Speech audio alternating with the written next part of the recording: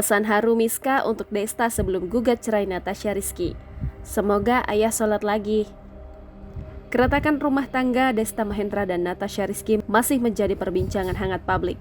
Pasalnya, rumah tangga Desta Mahendra dan Natasha Rizky terlihat jarang diterpa isu miring.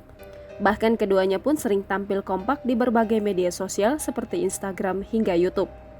Pesan sang anak Miska untuk sang ayah kembali viral sebelum Desta Mahendra gugat cerai Natasha Rizky.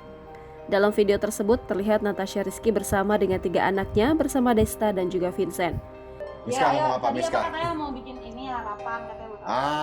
Semoga ayah sholat lagi. Amin.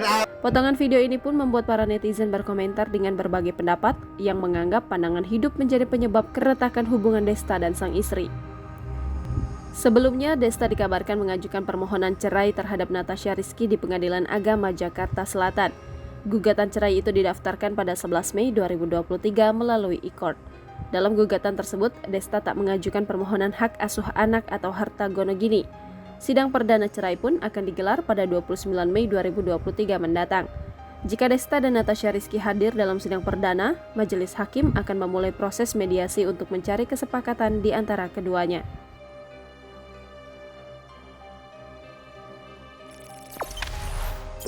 Jangan lupa subscribe, share, komen, dan like ya!